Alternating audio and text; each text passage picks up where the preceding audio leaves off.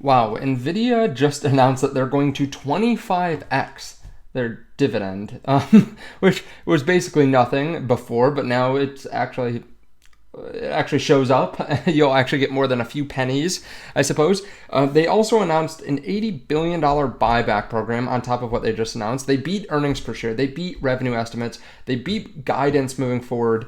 The stock's a little bit volatile after hours. It's obviously going to be the main thing that people pour over for the next couple weeks, if not a month, until Micron earnings. Of course, there are some other things that we'll be watching, like inflation numbers, like what happens with Trump and Iran. But still, this is really what people will be diving into. And I'm recording this before NVIDIA earnings, so there will be more news. There's going to be more to pay attention to with NVIDIA today, but I want to get you a video as soon as possible on what just happened because NVIDIA did a fantastic job. So let's get right into it. As we can see, the market actually did fairly well today. The NASDAQ ended the day up well over 1%. A lot of this is due to Trump apparently saying that the U.S. are in final stages of a peace deal with Iran. Who knows if anything actually comes out of that? But yeah, that apparently is a rumor.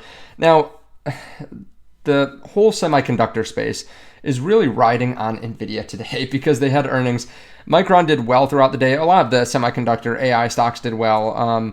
Memory stocks, as you can see, Nvidia's down a little bit, about 0.7% in after hours trading. Right away, it dumped after earnings and then it pumped and then it's falling back down again. AMD had a great day, up 8% during normal market hours. I look at Amazon as a partial play on AI as well, and they were up 2.2% here today. I made a video that is my largest holding a couple days ago, so if you want to check that one, you can. But let's get over to Nvidia. What were the expectations? $1.77 in earnings per share and revenue of about $79 billion. Well, they crushed it. They beat revenue by 3%. They beat earnings per share by 6%. You might be saying, well, that's not that significant. They barely beat. Well, keep in mind their expectations were quite high.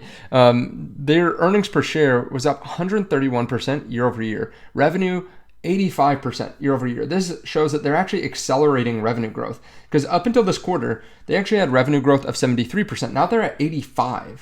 Over the last 2 years, it was 75% growth. Over the last 5 years, 68% growth. 10 years, 47% growth.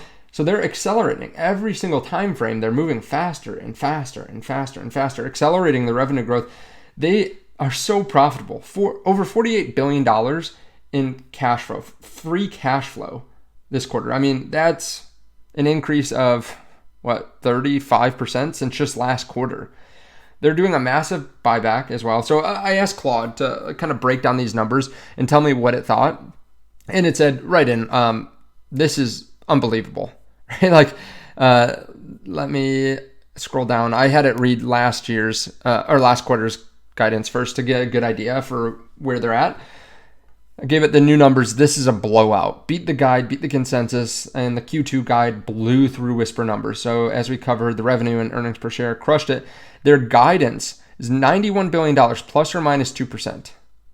So this even beats what the consensus number was. This beats what kind of whisper number was, what people think they could actually do. They guided $5 billion above what people thought, over what Wall Street thought. They also returned $20 billion in Q1, which is a big increase since the last year, of $14 billion. They are issuing now a buyback of $80 billion, an authorization of $80 billion. They still have $39 billion remaining, so $120 billion can be bought back. So they'll buy back maybe 2% of their shares. But it's not like they're going to do it tomorrow. This is just a constant buying pressure from them. They also raised their dividend from 1 cent to 25 cents, a 25x increase. So that might not sound like a lot, 25 cents. Who cares about 25 cents? Keep in mind, this is an actual dividend payer now. Like 25 cents quarterly is $1. That's 0.5% on your $200 share, for example. Still not huge, but it's definitely more substantial than 1 cent. So if you're someone that's made a lot off dividends, or made a lot off Nvidia stock and you have a lot of shares, this, it would actually be a nice chunk of change. Not huge. Again, it's not a 5% dividend payer, but 0.5%, it's okay. It's okay. It's less than like the S&P 500 pays. It's right around 1.1% if you buy the S&P 500. The dividend yield is about that right now, but yeah, they could, I think they could obviously increase it in the future, as we know that they're willing to do. And this, I think, is more important from a confidence standpoint. Like, this is not just a token dividend payer anymore. They're going to be paying out a lot of money every single quarter. They're going to be paying out like billions, tens of billions of dollars. I guess I could run the math, but 0.5% on their $5 trillion company, was that $25 billion a quarter, something like that? So yeah, they're going to be paying a significant amount now. I might have run the numbers wrong there, so let me just run those real quick. Otherwise, it will bother me. $5 trillion times 0.0005. They're going to be paying about $25 billion. That will be every single year. So $6.25 billion or so every single quarter. They got even more concentrated. Their hyperscale and ACIE business, basically their data center business, is 92% of their total revenue. The other parts of their business, cars and gaming, ProViz, they're just not growing as quickly. Claude also points out that this is going to give them brutal comps for next year because they're growing so quickly and their revenue is already so high. This is what people have been saying for years, and somehow they continue to pull the rabbit out of the hat. But yeah, it will give them tougher comps. Every single year they're getting tougher comps, and that's something to pay attention to. So yeah, they came out with their presentation. I'm still poring over it. Of course, we'll have the call. That will be really important to kind of cement, I think, where Nvidia trades, because right now it's wishy-washy after hours. It keeps on going and flashing from red to green, red to green. I think what's important is this is another great quarter for Nvidia, showing great guidance moving forward. And a lot of people are expecting their business to slow down along with the other AI companies because it's just growing so quickly. They think, well, they have to slow down eventually. So every single quarter is very, very important for Nvidia. And for all the other companies too. And they continue to beat expectations. So it looks like the major hyperscalers are going to be paying even more for Nvidia chips, and they still can't get enough, right? And this is the cool thing. Like, we're looking at, some people say this is the third inning, right, of the AI trade, and then other people are like, no, how could this be the third inning? Well, keep in mind, we're seeing massive spend. We're just starting to see companies actually benefit from the spend, though. Like, we're just starting to see accelerated revenue growth from not the hardware companies, but from the companies buying the chips like Meta, Amazon, Microsoft, and Google. We're seeing them start to accelerate their growth. Now, some of this is due to their cloud businesses and maybe some circular financing. Some people are worried about that, but we're just starting to see actual productivity increase from AI spend.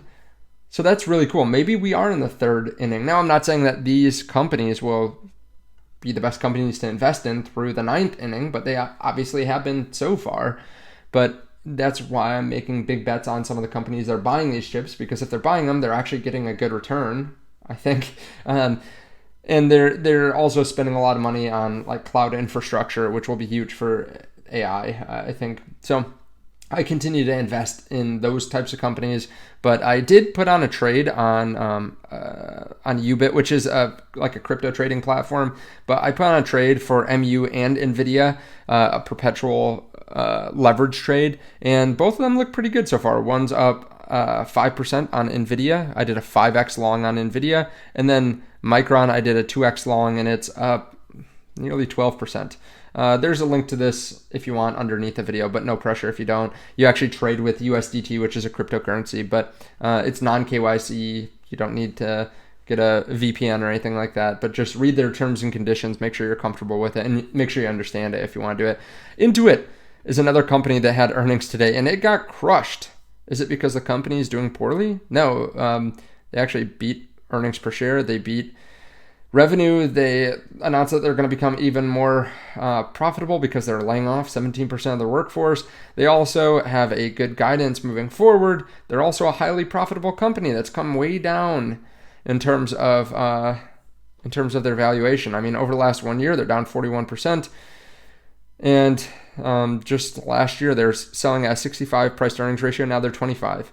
Why are they moving down when they're such a profitable company, still growing at mid-teens? Well, they're a software company, so naturally they're going to fall down. Just kind of crazy there, but yeah, apparently they just can't catch a break. We also got news that OpenAI is working with Goldman Sachs and Morgan Stanley. They're going to go IPO here, it sounds like in the next week or two, maybe as soon as the next few days. So that'd be interesting. I'll break down the numbers if we see them. SpaceX, OpenAI, and Anthropic probably going public this year, so it'll be interesting to see where that liquidity comes from. Thank you so much for watching. I really do appreciate it. If you want to see more videos like this, hit subscribe, and I'll see you in the next one. Just a reminder, this is not financial advice. This is not legal advice. Do your own research. I'm never going to reach out to you either in the comment section or through any other means to try to get you to invest in something that I'm investing in or to send me crypto. Some links underneath the video are affiliate links. I may earn a commission, but this is at no extra cost to you. Of course, do your own due diligence.